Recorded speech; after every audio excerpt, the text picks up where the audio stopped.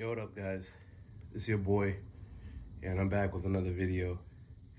Recently, I've been watching this guy, Runaway Slave 2.0, on YouTube, and he's very much pro-black, Hotep kind of guy, and he had this really interesting video, why black people look up to Italian gangsters and Italian crime figures.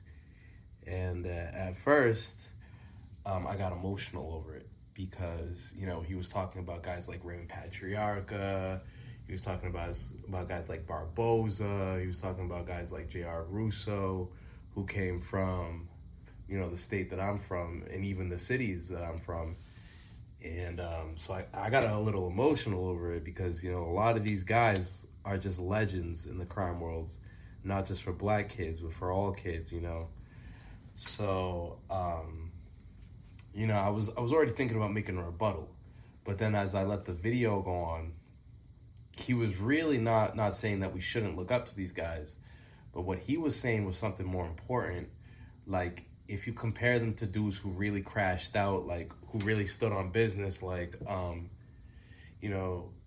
Huey P. Newton and even he even made a condition at Chris Dorner, these guys wasn't, antagonizing people in their own community. These guys was, they were actually going after, cops and shaking shit up. And, when he said that, I couldn't really say anything about it because, first off, I'm not Italian, so that's not my fight to take. And then second off, I mean, if you look at it, you had Joe Colombo, who made the Italian-American League. But, even if you look at the history of the Black Hand, a lot of these guys kind of eat their own people, are picking on immigrants. And you can almost see this in any organized crime. Like, even if you look at Russian organized crime that was happening in New York, like, a lot of these guys was picking on Russian immigrants and other Slavic types of people.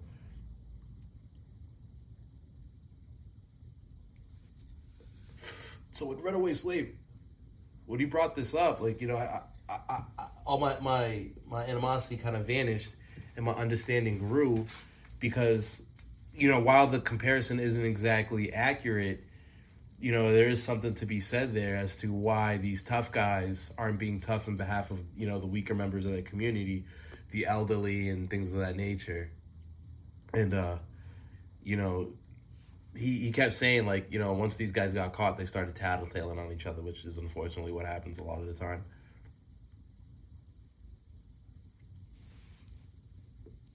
And while some of the details of his video weren't as clear as, you'd like them to be, the points still stood. And, if you could understand what he's saying, some of those things got to be addressed. And in the state that I'm from, there was a recent fentanyl case where they took down, these gangsters, Fats Caruso and his man Yo Pesci. And this kid, Yo Pesci, his name is actually Ernest Young. He gets his name from Joe Pesci, the famous actor and Italian guy who's always playing these gangster roles. And obviously, regardless, Ernest was a stepper in these streets, a shooter in these streets. And, he's rumored to have a hot temper, kind of like Joe Pesci does in Casino. So I guess that's how he got his name. And, I honestly think it's a cool name, There's some worse nicknames out there that you could get. But as to what Red Supreme was saying, why name yourself after an Italian gangster? I think it just goes down to a lot of us idolize, the codes and the traditions that came about with the mafia and things of that nature, like Omerta and, the Code of Silence, getting sworn in and becoming a family. A lot of this stuff doesn't really exist in crime. So these guys kind of revolutionized it. Like, if you look at Irish organized crime pre-Italians coming over from Italy, pre-Italian immigration that happened a lot in the early 1900s. I mean, the Irish gangs were kind of disorganized, It was kind of like, the toughest guys stood. They kind of had like a warlord system almost, rather than camaraderie and working together. So the Italian mafia and crime, they achieved a lot by working together and, sticking to codes, operating in a certain way. And I think that if you was to ever, run a successful organized crime, it would have to be something like that. And like you can even look at the Mexican mafia and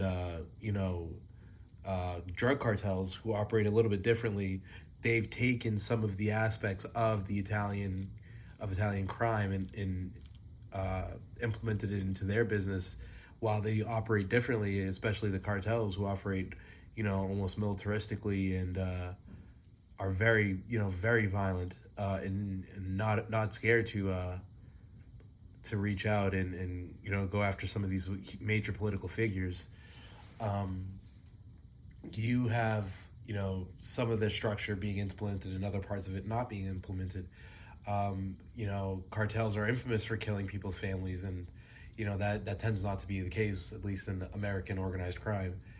Um, so, with that being said, I do think that a lot of black kids kind of look up to these gangster figures. Al Capone specifically, simple because these guys, they had they're celebrity gangsters. They had the cars, they had the clothes, they had the women.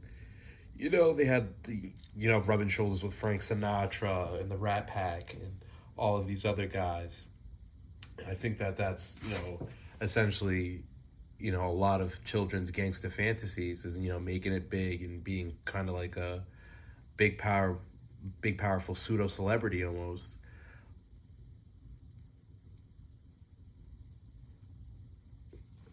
But the time of the gangsters is come and gone. Like it's real hard to put together some of the things that these guys were doing back in the day. It's real hard to even get illegal gambling to be as big as they had it, simply because you're not going to beat the sports books, the legalized sports books. You're not going to beat DraftKings. You're not going to beat Caesars Sportsbook. You're not going to beat what is it, MGM Sportsbook. You're not going to beat those guys. Those guys are huge. And they have customer service. They have promotional deals, which you could never do. And even a lot of the casino guys, the guys who used to shark at the casinos, even that time is gone. A lot of the tactics that they used back in the day in order to make a quick buck in the casinos in the 70s and 80s and shit, that's gone. You can't do those. You can't get away with those type of schemes no more. They're onto you. So I think what it is that, as social media and, the face of crime develops, these figures almost kind of,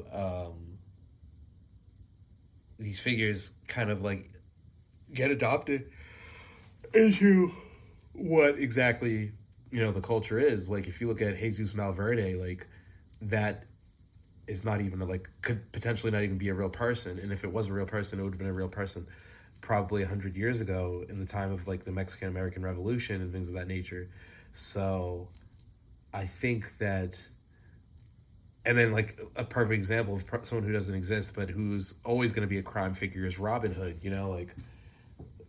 This is kind of what it comes down to, is that these kids hear these stories and they want to be the characters in these stories. None of these kids want to go to jail, or a lot of these kids don't even want to snitch on each other. That's just the reality of the situation of how deep they've gotten themselves into, that they're forced to play that card.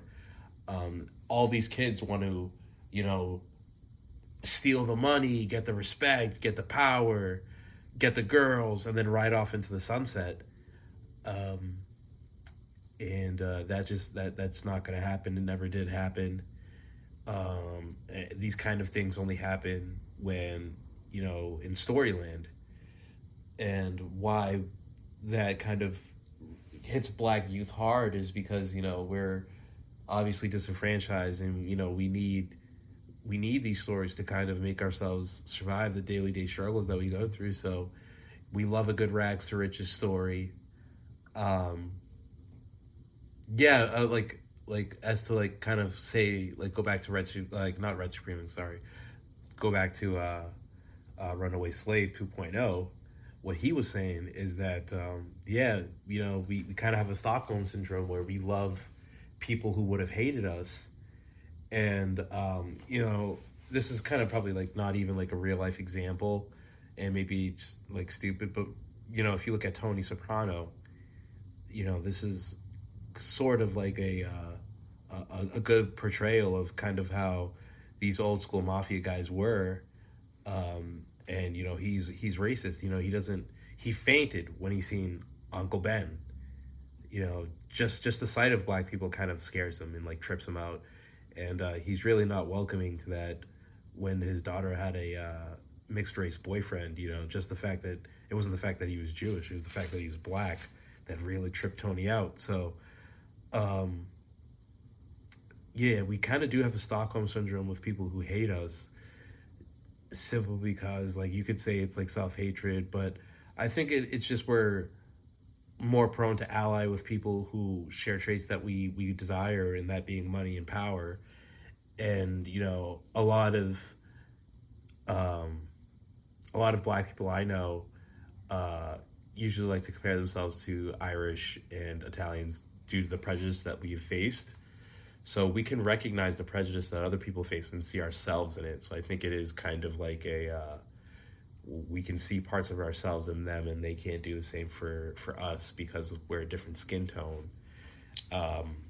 And obviously, we are not what people would like to be in society. You know, like give people a choice of what race that they could pick. I don't think many people are going to pick black.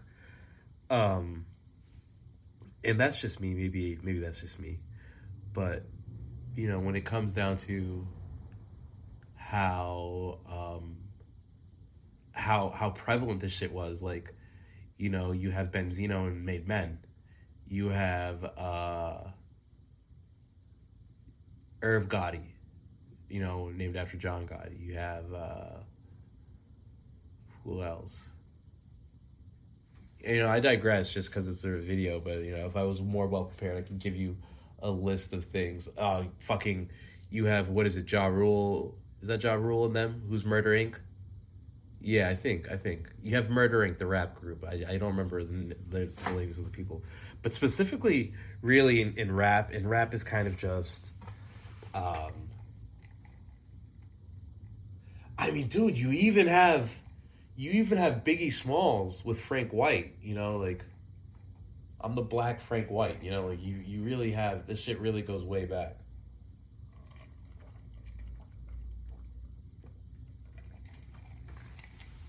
So it's like from the jump, you know, criminal youths, delinquents have always looked up to these older criminals. And I think it's regardless of a skin tone thing, regardless of how you feel about me, I respect what you did. You know, your methods on the street have inspired me to adopt some of the things that are some of the ways that, you know, have functioned. And I think that that's what it comes down to. I don't think it's so much of a color thing or a self hatred thing. And to compare it to like people like Chris Dorner and black revolutionaries, that's not really accurate at all, because I think their target and their goals, objectives was entirely different. And I do think Runaway Slave was kind of just being like intentionally provocative with that, just, you know, just trying to get the attention, and it worked. It got my attention. It worked. You know, I made a video response. I engaged with it. You know, I think the video is cool. I'll definitely put a link to it so you guys can go look it for yourself. I think, you know, there is sort of always going to be a relationship with black people and criminality. Um, if you look at people like Bumpy Johnson, people like Frank Lucas, people like Frank Matthews, people like, you know, even unsuccessful criminals like Stacks Edwards, they are doing business and rubbing shoulders with criminals of other races simply because it's beneficial, or, you know, they're playing a role. I think that's just the nature of crime, is kind of to be, it's trade, it's commerce, it's It's international. It always has been. It always will be. You know, you're supposed to have friends from all over. That's just the way that these structures and these organizations work. So, you know, while there is room for racism, there's no room for racism in capitalism. And I think that that's, at the end of the day, it's all about getting green dollars. And, you know, we aspire to be like men who have made it to the highest level of success. So I think that's why black people idolize, you know, Italian criminals and things of that nature.